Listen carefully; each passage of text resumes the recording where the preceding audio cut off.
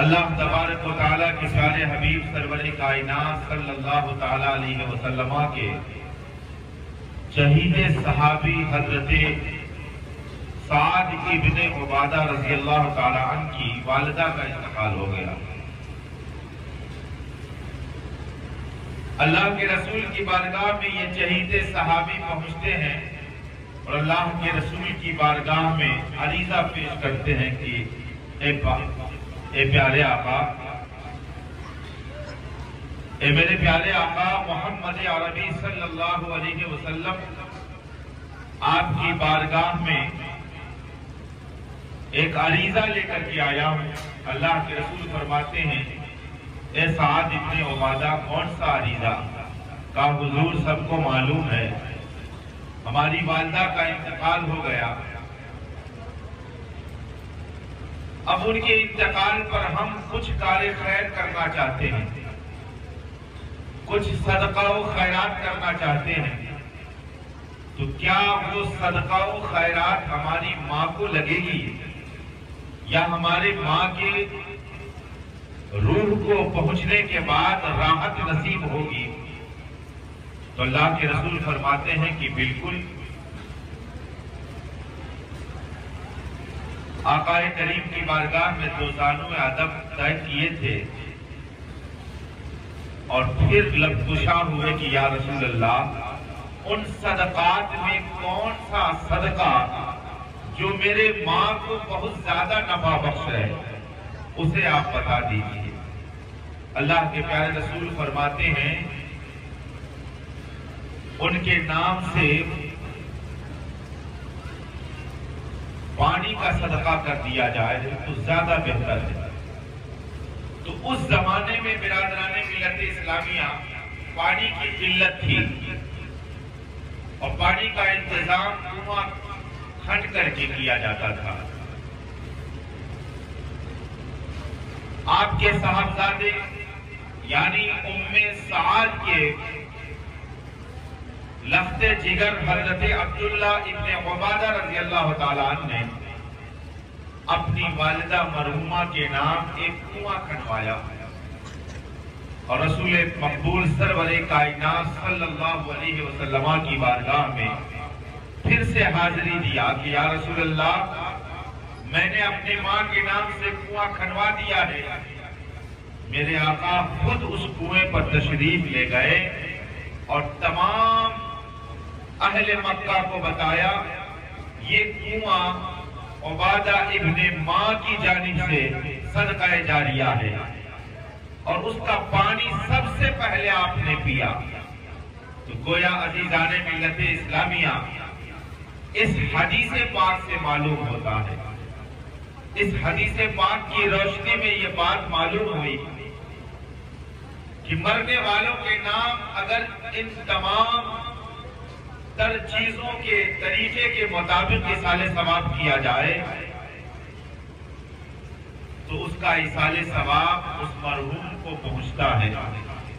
اللہ کے حبیب نے فرمایا جب تک یہ کنواں باقی رہے گا، اس سے جنتا اور جس عوام الناس جب تک سیراب ہوتی رہے گی، اس کا ثواب تیری ماں کو پہنچتا رہے گا۔ عزیزان ملت اسلامیہ، اسی پر بے شمار مسائل کو اخذ کیا گیا۔ ہمارے سمجھنے کے لیے یہ حدیث کافی ہے۔ اب اس زمانے میں ڈھونڈیے کہ کون سی ایسی چیز ہے جو ضرورت ہے لوگوں کے لیے۔ دیکھا جائے تو آج بھی پانی کی بہت زیادہ قلت ہے۔ بہت سارے لوگ کے گھروں میں سمرسیبل کا انتظام نہیں ہے، بہت سارے لوگوں کے گھر ہینڈ پائپ کا انتظام نہیں ہے۔ سرکاری پائپ سے جو پانی آتا ہے اسی سے لوگ سیراب ہوتے ہیں۔ آپ اپنے علاقے کو چھوڑ کر دوسری جگہ کو دیکھیں، اگر وہاں پانی کی قلت ہے تو کیوں نہ اسی حدیث پر عمل کیا جائے، ہم وہاں پہ پانی کا انتظام کر دیں۔ تو اللہ کے رسول سرور کائنات کے ارشاد کے مطابق ہمارا عمل ہو جائے گا تو اللہ تبارک و تعالی ہر ایک گھر والوں کو یہ توفیق بخشے کہ اپنے جانے والے مرحومین کے نام کچھ ایسا صدقہ جاریہ کر دے کہ اللہ کے پیارے رسول سرور کائنات نے جیسا فرمایا کہ جب تک وہ صدقہ جاریہ باقی رہے گا اس سے عوام فائدہ لیتی رہے گی، اس کا ثواب اس مرحوم کو پہنچتا رہے گا، اور جس مرحوم کے وارثین نے یہ کام انجام دیا ہے اللہ تعالیٰ اس کا ثواب اسے بھی عطا فرمائے گا۔ اب رہی بات یہ قرآن خوانی، یہ میلاد خوانی، تو ایک بزرگ نے اس روایت کو منقول کیا ہے کہ جب اہل خانہ کی جانب سے صلوات، تحیات، تسبیحات، قرآن خوانی، میلاد خوانی، میلاد خوانی کیا ہے؟ اس میں اللہ اور اس کے رسول کا نام لیا جاتا ہے، قرآن پاک کی آیتوں کو پڑھ کر اس کی تشریح کیا گیا، پھر اس کے بعد جو ہے کچھ اسلامی معلومات میں اضافہ کیا گیا، تو نیک بات بتانا بھی صدقہ ہے۔ اللہ کے پیارے رسول فرماتے ہیں الصدقۃ طیبۃ الکلمۃ طیبۃ صدقۃ، کہ ایک نیک بات بتانا بھی صدقہ ہے۔ تو آج ان کے نام یہ محفل سجی ہے، اور اس محفل کے حوالے سے اگر اچھی بات عوام تک پہنچائی جا رہی ہے، اللہ اور اس کے رسول کی ارشادات کے مطابق کچھ نئی بات جو قرآن و حدیث کی روشنی میں پہنچائی جا رہی ہے، تو یہ پہنچانے والے کے لیے صدقہ ہوا، اور جو سننے کے بعد اس پر عمل کیا تو یہ صدقہ جاریہ کی قبولیت کا سبب ہوا، اور جس نے یہ میلاد خوانی کا اہتمام کیا تو وہ ان صدقہ جاریہ کا ایک سب سے بڑا جو ہے ذریعہ ہوا۔ تو عزیزان ملت اسلامیہ، تو اچھی بات کا بتانا بھی صدقہ جاریہ ہے، اور یہی صدقہ جاریہ اگر اللہ تبارک و تعالیٰ قبول کر لے تو مرحومین کی نجات کا سبب بن سکتا ہے، بخشش کی ضمانت بن سکتی ہے۔ تو عزیزان ملت اسلامیہ، میں یہ عرض کر رہا تھا کہ یہ تمام تر جو چیزیں قرآن اور کی تلاوتیں کی گئی، 40 روز تک گھروں میں قرآن کی تلاوتیں اپنے ذریعہ بھی، مدارس کے طلبہ کے ذریعہ یا جو قرآن پڑھنے والے ہیں ان کے ذریعہ اس کا اہتمام کیا جاتا ہے۔ تو عزیزان ملت اسلامیہ، تو ایک بزرگ فرماتے ہیں، روایت کو نقل فرماتے ہیں کہ یہ تمام تر جو نیکیاں ہیں، قرآن پاک کی تلاوت ہے، ذکر و اذکار ہے، آپ کی زبان سے نکلنے والے تسبیحات ہیں، یا درود شریف جتنی بار پڑھے گئے، ان تمام چیزوں کو لے کر حضرت سیدنا جبریل امین ایک نورانی طبق میں، ایک نورانی دشت میں لے کر اس صاحب قبر کے پاس جاتے ہیں، اور اس صاحب قبر کو آواز لگا کر کہتے ہیں یہ تیرے گھر والوں نے پیش کیا ہے۔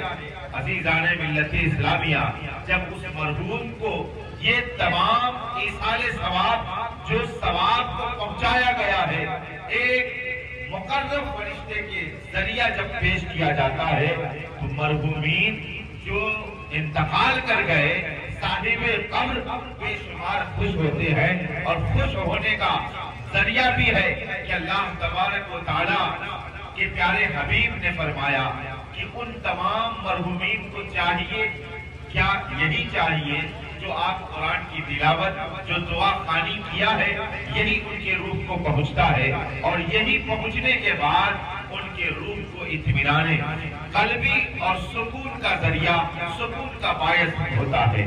عزیزان ملت اسلامیہ، اسی لیے ہم اور آپ اور تمام انڈیا ہی نہیں بلکہ تمام ممالک میں اپنے اپنے مطابق ان تمام چیزوں کا اہتمام کیا گیا ہے۔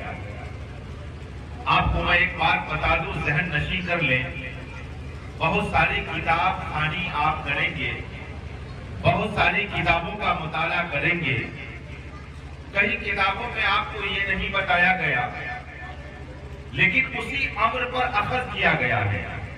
یہ نہیں کہا گیا کہ آپ فلاں کے مزار پر جائیے یا آپ کا جانا بہت ضروری ہے، ہم اس لیے جاتے ہیں کہ وہ اللہ کے مقرب بندے ہیں. ان کی بارگاہ میں جا کر اللہ کی بارگاہ سے ہم جو مانگتے ہیں ان پاک بزرگ ہستیوں کے ذریعہ وہ دعا جلدی قبول ہوتی ہے. لیکن کہیں یہ نہیں کہا گیا ہے کہ آپ کو جانا ہے، لیکن پوری قرآن اور پوری کتاب میں احادیث میں یہ بات ذکر ہے، اللہ کے رسول کے فرمان موجود ہے. بلکہ پریشر بنا کر کے آپ پہ دباؤ ڈال کر آپ کو پیار سے یہ ضرور سکھایا گیا ہے، کتابوں میں آپ پڑھیں گے کہ اگر تمہارے ماں باپ کا انتقال ہو گیا ہے تو روزانہ اس کی قبر پر جایا کرو. قبر پہ جانے کا ذکر کتابوں میں اگر ملتا ہے تو ماں باپ کی قبر پر جانے کا ذکر ملتا ہے، اپنے خاندان والوں کے قبر پر جانے کا ذکر ملتا ہے. بلکہ اللہ کے رسول نے فرمایا روز نہ ہو سکے تو ہفتے میں ایک دن فکس کر لو. جمعہ کا دن بہت پیارا ہے، اس دن بڑے اہتمام کے ساتھ لوگ غسل کرتے ہیں، چھوٹی چھوٹی سنتوں پر عمل کرتے ہیں، ناخن تراشتے ہیں، بال بنواتے ہیں، اپنا جو چیز ہے اس چیز کو صحیح کرتے ہیں، فرصت میں ہو کر غسل کر کے مسجد میں جاتے ہیں. اور کیوں نہ اس دن کو یوم العید کہا گیا ہے، ہفتے کا دن، ہفتے کا عید کہا گیا ہے، اس دن آپ فکس کر لو، مسجد سے نکلے اور اپنی ماں باپ کے قبر پر جا کر اللہ کے رسول نے یہ ہمیں سکھایا ہے. فرمان رسول کے مطابق یہ بات آج اہل محفل سے میں کہنا چاہتا ہوں کہ یہ بات کا ذکر ہے. ہفتے میں ایک روز اپنے ماں باپ کی قبر پر جاؤ، کیونکہ آپ جب جاتے ہو تو وہ ماں باپ کی قبر پر آپ جب دعا مانگتے ہیں تو اللہ تبارک و تعالیٰ فرماتا ہے، اس کے رسول فرماتے ہیں کہ اللہ تعالیٰ ہر دعائیں رد کر سکتا ہے، لیکن جو باپ کے حق میں بیٹے کی دعا نکلتی ہے وہ کبھی رد نہیں ہوتا، بلکہ اللہ اسے قبول فرماتا ہے.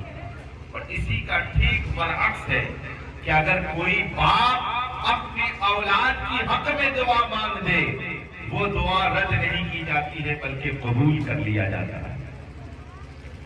70 ولی آپ کے حق میں دعا مغفرت کر دے، ضروری نہیں ہے کہ بخشش ہو جائے، لیکن اگر ماں باپ بد دعا کر دے تو اس 70 ولیوں کی دعا پر ماں باپ کی بد دعا بھاری ہو جاتی ہے. اگر 70 اللہ کا برگزیدہ بندہ آپ کے حق میں بد دعا کر دے، ہلاکت کی دعا مانگے، آپ ہلاک ہوگے یا نہ ہوگے اس کی گارنٹی نہیں ہے، لیکن اگر وہی ماں باپ آپ کی حفاظت کے لیے دعا مانگ دے تو آپ ہلاکت والی دعا کو دبا دیتی ہے. ماں باپ کی دعا، وہ دعا آپ کو ہلاکت والی دعا سے محفوظ کر کے آپ کو جو ہے صحت و سلامتی والی دعا ماں باپ کی لگ جایا کرتی ہے. تو عزیزان ملت اسلامیہ، بلکہ اللہ کے رسول نے ہمیں یہاں تک بتایا اگر ہفتے میں نہ ہو سکے تو مہینے میں جایا کرنا، اگر مہینے میں نہ ہو سکے تو سال بھر میں ضرور جانا ماں باپ کی قبر پر. اتنا ہم پر دباؤ بنایا، بلکہ پیار سے کوئی طریقہ ہوتا ہے بڑا زور سے غصے سے دباؤ بنایا جاتا ہے. یہ آپ کو ایک طریقہ سکھایا کہ ماں باپ کا یہ احترام ہے، آپ کے اہل خاندان آپ کی دعاؤں کا محتاج ہے اور آپ ان کی دعا کے محتاج ہیں. تو اسی لیے ہم اہل سنت والجماعت، بلکہ سنی تو پورے انڈیا میں دو ہی ہے، سنی اور شیعہ. تو سنی کہلانے والے آج الگ سے طرح طرح کے فرقہ بندی میں لوگ بٹ گئے، لیکن سنی عموماً ہے اور ایک فریق جو ہے شیعہ کا ہے. تو سنی تو سب کہلاتا ہے. میں یہ کہنا چاہوں گا کہ یہ سنی کا طریقہ ہے کہ اگر وہ ہفتے میں روز نہ جا سکا تو جمعہ میں گیا، جمعہ میں بھی نہ جا سکا تو مہینے میں کبھی گیا، مہینے میں بھی نہ جا سکا تو سال میں ضرور ہم جاتے ہیں. چاہے وہ جیسے بھی جاتے ہیں، جب شب برات کا مہینہ آتا ہے، 15ویں شب آتی ہے تو اس رات کو ہم ضرور اپنے ماں باپ کی قبر پر جاتے ہیں. تو ایک مستحسن طریقہ ہے, ایک ہم نے طریقہ بنا لیا ہے, ایک ہم نے بہانہ ڈھونڈ لیا ہے کہ اس رات میں مغفرت کی رات ہے, بخشائش کی رات ہے, اور اللہ تعالیٰ کی بارگاہ میں دعائیں قبول ہونے والی رات ہے. لیکن آپ اپنے ماں باپ کی قبر پر روز جائیں, روز آپ کی دعا قبول والی دعا ہوتی ہے. لیکن اس رات کی اہمیت بتا کر کے ہمیں پریرنا دیا گیا, ہمیں اس بات پر ابھارا گیا کہ آپ جاؤ, کم سے کم سال بھر میں تو کم سے کم ایک بار قبرستان پہنچو. آج اس کو بھی روکنے کے لیے طرح طرح کے واٹس ایپ پہ میسجیں آتے ہیں. آپ ان تمام میسجوں پر خیال نہ کریں, لیکن آپ کو میں بتانا چاہتا ہوں بڑی ذمہ داری کے ساتھ ماں باپ کی قبر پر روزانہ جانے کا حکم ہے. تو میں مرحوم کے وارثین میں ان کے دو بیٹے ہیں, میں چھوٹے چھوٹے بچے ہیں, اللہ تعالیٰ ان کو حوصلہ عطا فرمائے.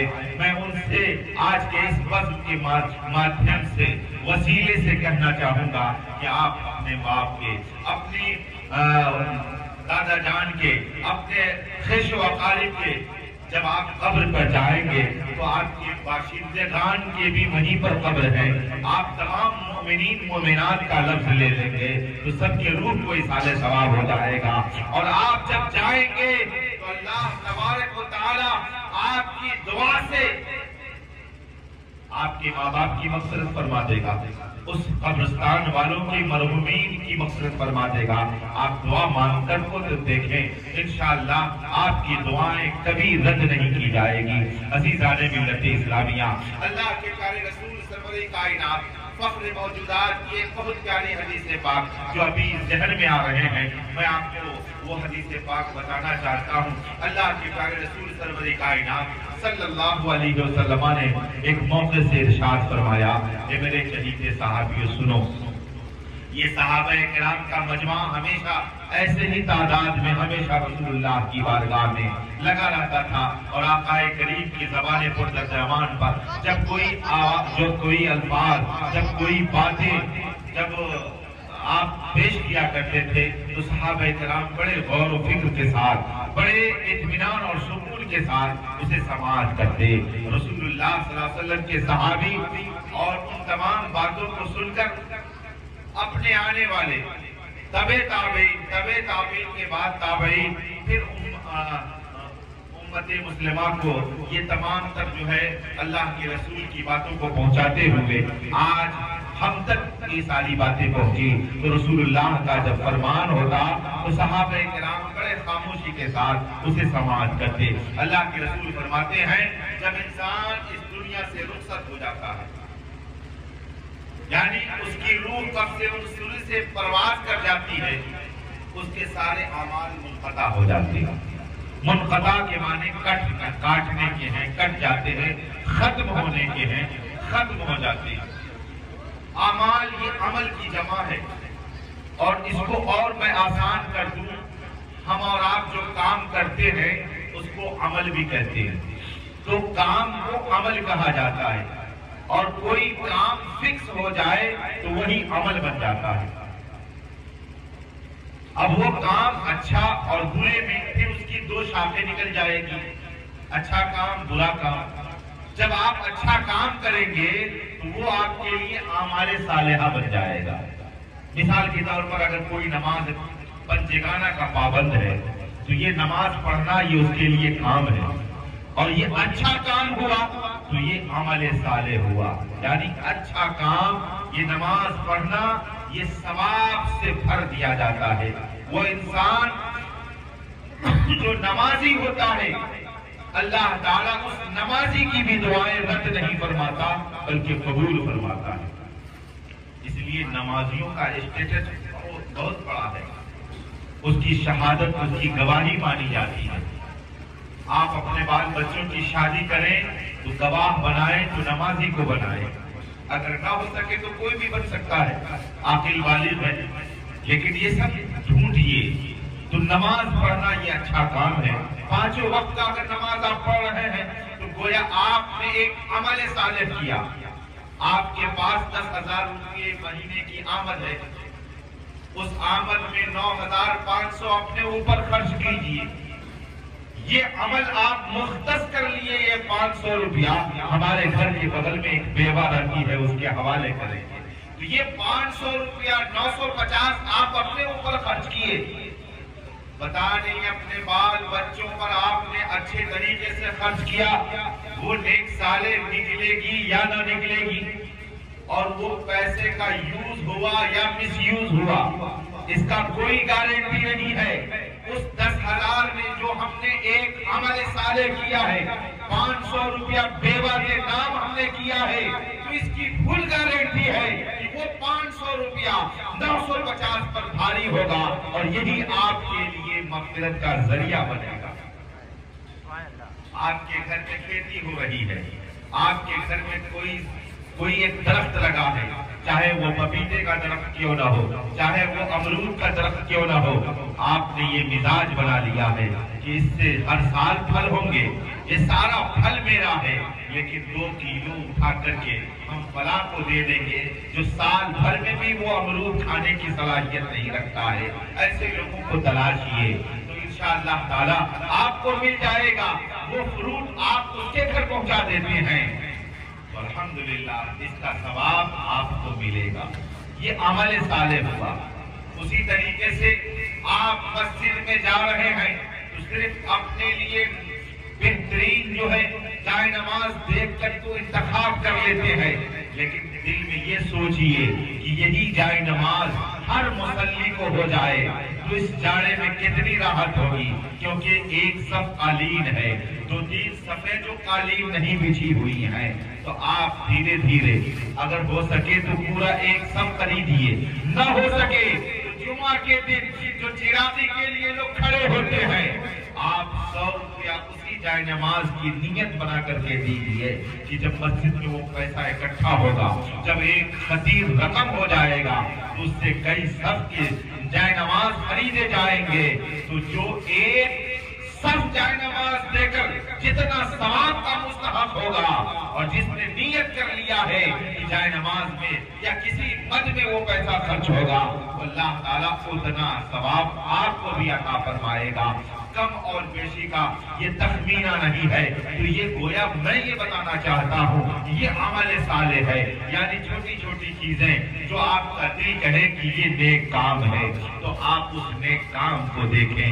آپ مدارس سے آپ کے گھر کے بغل میں جو مدرسہ چل رہا ہے، ان یتیم اور غریب بچے بھی پڑھتے ہیں، ان کے تمام غلط چیزوں پر آپ کی نظر امیر ہوتی ہے، یہ اس طریقے سے رہ رہا ہے، یہ ایسے گھوم رہا ہے، لیکن کبھی آپ نے سوچا کہ اپنے ماں باپ کو چھوڑ کر کے 1-2-4 اللہ اور اس کے رسول کی تعلیم کے لیے اپنے گھر بار کو چھوڑ کر کے یہاں آیا ہے، ضرور غریب ہوگا، اور وہ مدرسہ اس بچوں کی کفالت کر رہا ہے، تو آپ بغیر کسی اپنے دل میں، چاہے اس مینجمنٹ سے آپ کو برائی ہو، اس مینیجر سے آپ کو تکلیف ہو، اس بچے نے آپ کا کیا بگاڑا ہے جو غریب بچے اس میں طالب علم ہے، آپ اس حیثیت سے جا کر کے دیں کہ میں اپنی کمائی کا ایک حصہ کا ایک ادنا سا ٹکڑا 200 روپیہ فی ماہانے کم سے کم ہم ایک روز کی سبزی لا کر کے ان کے حوالے کر دیں۔ تو عزیزان ملت اسلامیہ، یہی چھوٹے چھوٹے عمل آپ کے کبھی ختم نہیں ہوں گے۔ صحابہ کرام نے بھرے مجمع میں کہا تھا سارا عمل ختم ہو جاتا ہے، جب جان آپ کے جسم سے نکل جاتی ہے تو آپ نہ نماز پڑھ پائیں گے، نہ عبادت کر پائیں گے، نہ کسی سے اچھی بات کر پائیں گے، نہ آپ کلمہ شریف پڑھ پائیں گے، نہ درود پڑھ پائیں گے، یعنی زمان کا جو کام تھا وہ بند ہو گیا۔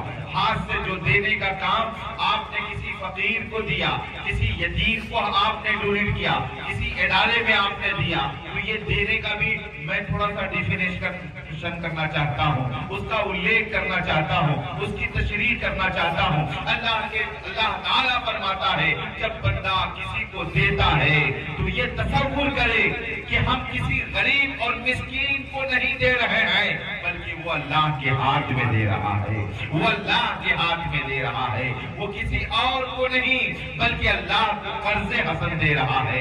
عزیزان ملت اسلامیہ، جب انسان کے دل میں یہ ساری باتیں جب گھر کر جائیں گی تو انشاءاللہ تعالی ایک ادنا سے ادنا انسان بھی اپنی زندگی میں کچھ نیکیاں ضرور کر جائے گا۔ اللہ کے حبیب نے فرمایا سارا عمل ختم ہو جائے گا۔ اب وہ مردہ چاہے کہ ہم اٹھ کر نماز پڑھنے نہیں پڑھ پائے گا، وہ مردہ چاہے کہ ہم نمازی تو نہیں ہے لیکن پیسہ ہے 2-4 روپیہ کسی کو ہم مدد کر دیں، وہ نہیں کر پائے گا، اس لیے کہ اس کی جان چلی گئی ہے۔ لیکن اللہ کے رسول نے فرمایا کہ دین ایسا عمل ہے جو جان جانے کے بعد بھی وہ عمل ختم نہیں ہوتا۔ اب صحابہ کرام کے اندر بے شمار اچھک تھا، یعنی للک پیدا ہوئی کہ آخر اے میرے آقا، مرنے کے بعد ہم تو دیکھتے ہیں کہ انسان ہلتا ڈولتا بھی نہیں ہے، لیکن آپ نے کیا فرمایا کہ دین ایسا کام ہے جو اس کو ہمیشہ فائدہ پہنچاتا رہتا ہے، وہ عمل کبھی ختم نہیں ہوتا، وہ کام کبھی ختم نہیں ہوتا۔ یہ تو بڑی جانکاری کی بات ہے، یہ بڑی جو ہے اچھی بات جو ہماری معلومات میں نہیں ہے، ذہن میں قبول نہیں ہو رہا ہے، اس چیز کی للک پیدا کیا جاننے کی۔ اے میرے پیارے آقا، وہ بتائیے وہ تین کون سا عمل ہے؟ میں بھی ضرور کر لوں، کیونکہ موت کا تو کوئی گارنٹی نہیں ہے۔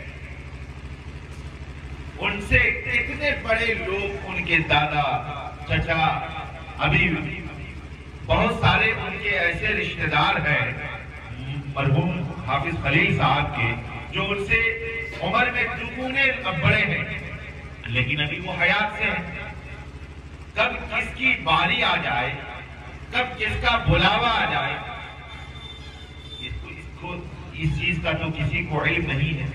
یا رسول اللہ، ضرور اس عمل کے بارے میں ہمیں بتائیے، جو ہی زندگی ہے اس زندگی میں وہ عمل ہم کر جائیں، تاکہ یہ عمل ہمارا کبھی ختم نہیں ہوگا۔ تو اللہ کے رسول نے فرمایا ہاں، وہ عمل ختم نہیں ہوتا ہے، زندہ رہو گے تو ثواب ملے گا، مر جاؤ گے تو اس عمل کا ثواب تمہارے قبر میں ملے گا۔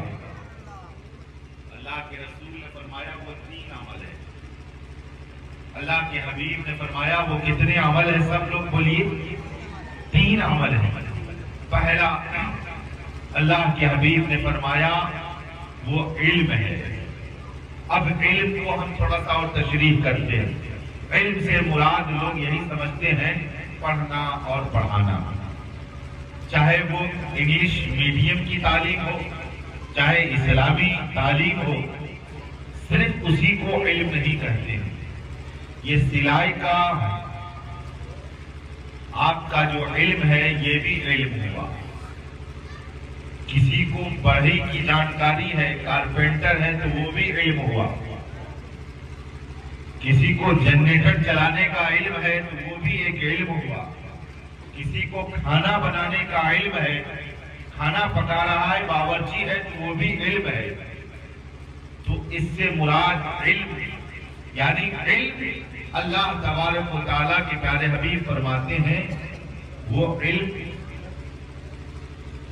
ماشاءاللہ اساتذہ مدرسہ اسلامیہ وسط علوم کی تشریف آوری ہو گئی ہے۔ نعرہ تکبیر، نعرہ رسالت، علماء اہل سنت،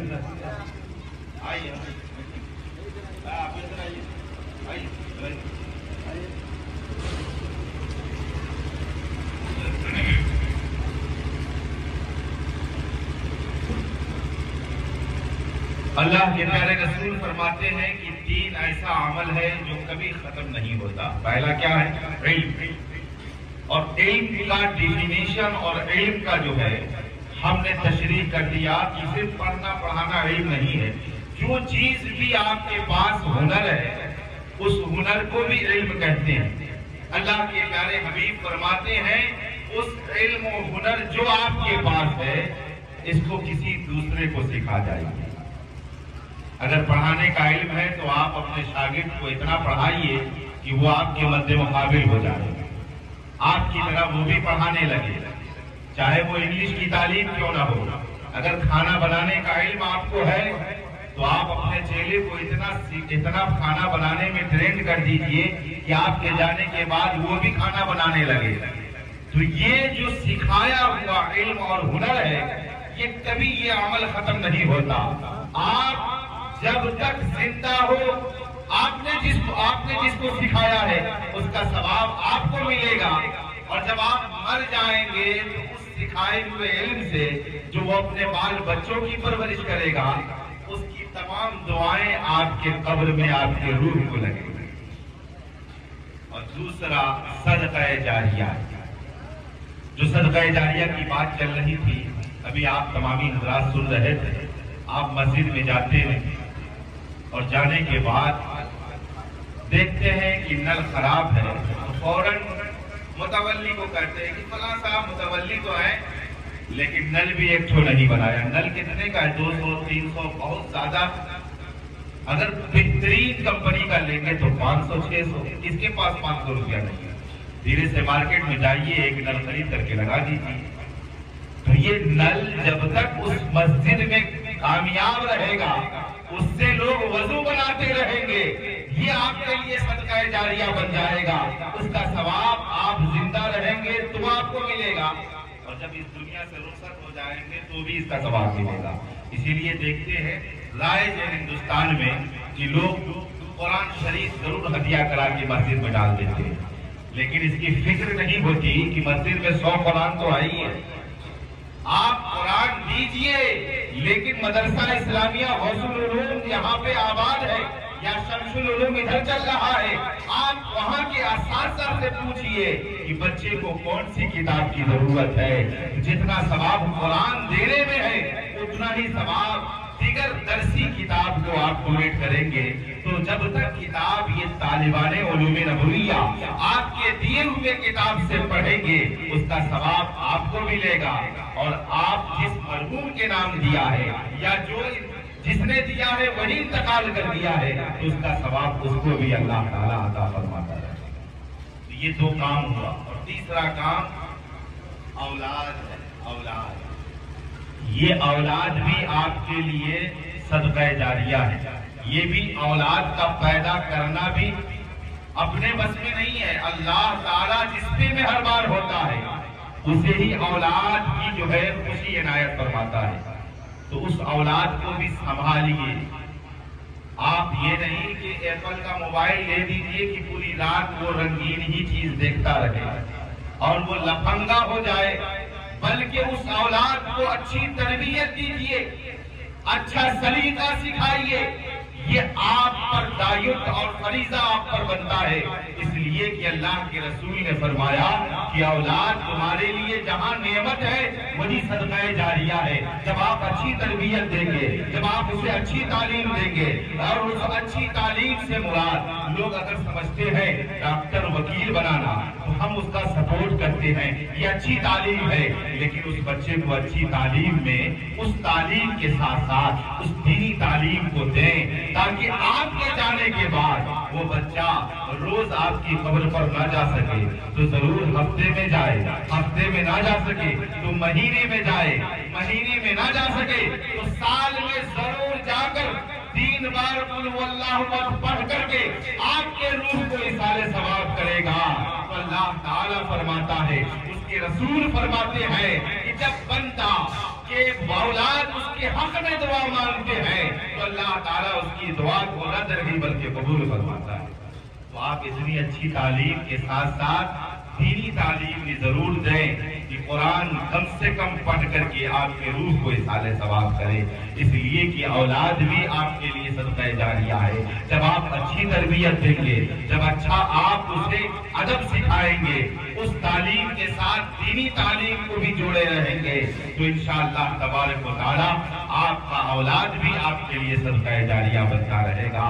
عزیزان ملت اسلامیہ، اللہ تبارک و تعالیٰ کی بارگاہ میں ہم سب مل کر دعا کرتے ہیں کہ مولا تعالیٰ ان تمام ذکر و اذکار کا ثواب مرحوم حافظ خلیل صاحب کے روح کو نذر کیا جاتا ہے، ان کے روح کو اللہ تعالیٰ پہنچائے اور اس کے قبر میں رحمت و نور کی بارشیں عطا فرمائے.